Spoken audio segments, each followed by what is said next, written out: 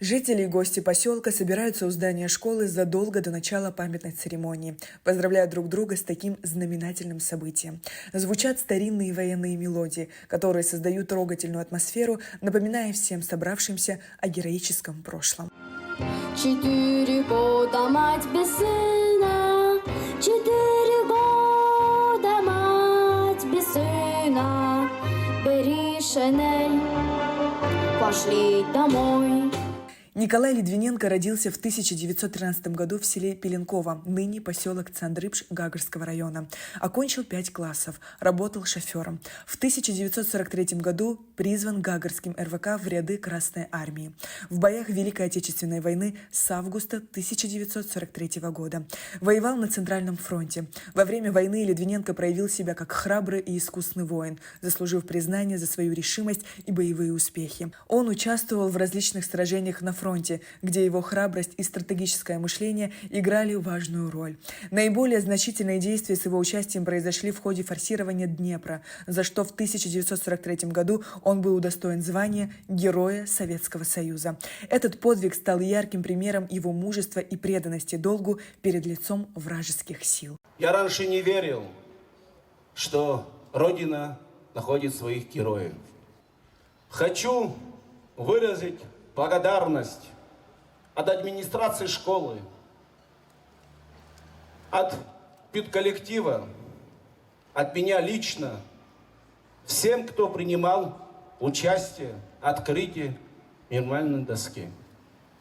Хочу выразить благодарность мецената Санкт-Петербурга господина Грач Погосян. В начале 2025 года общественная организация «Русская община Славянский дом» Гагарского района и администрация Цандрыпшской средней школы номер 2 обратились в благотворительный фонд мецената Санкт-Петербурга Грачи Погосяна с просьбой увековечить память Героя Советского Союза. Погосян, в свою очередь, откликнулся на просьбу и профинансировал изготовление латунной доски и ее доставку в Абхазию. К сожалению, Грача Мисакович не смог сегодня присутствовать на мероприятии, но прислал приветственное поздравительное слово. Уважаемые и почетные гости, администрация школы, учителя и ученики, сегодня мы собрались здесь, чтобы почтить память и открыть памятную доску Герою Советского Союза, уроженцу Абхазии, Литвиненко Николаю Никитовичу. Его подвиг, как и подвиг многих других героев, навсегда останется в наших сердцах. Ежегодно мы наблюдаем, как на парад Победы на Красной площади собираются представители разных государств, которых приглашает президент России Владимир Путин. Их присутствие – это не просто дань дипломатическому этикету.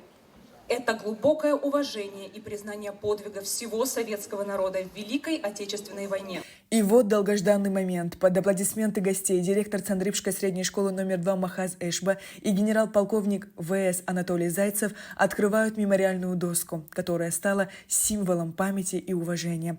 На доске выгравированы слова, рассказывающие о подвигах Николая Никитовича и его вкладе в общую победу. Кто-то первым поднялся в атаку, как Литвиненко наш. Подвиг таранил самолета. Подвиг закрыл грудью амбразурой. И вечная им слава.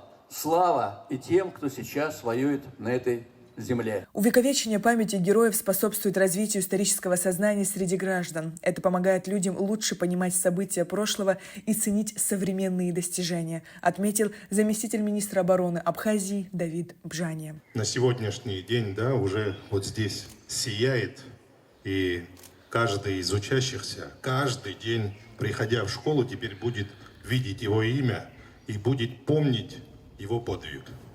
И это отрадно. На сегодняшний день очень приятно. От лица руководства Министерства обороны, всего личного состава Вооруженных сил Республики Абхазия хочу сказать огромное спасибо, прежде всего, Николай Чинчарович, вам, меценату, достойному человеку с большой буквы, который вложил душу в сегодняшнее мероприятие. От имени руководства района с наступающим праздником 9 мая всех присутствующих поздравил председатель собрания Гагарского района Астан Агарба. В этой войне мы потеряли самые лучшие своих кадры, лучших сыновей, герои Советского Союза, много без вести пропавших.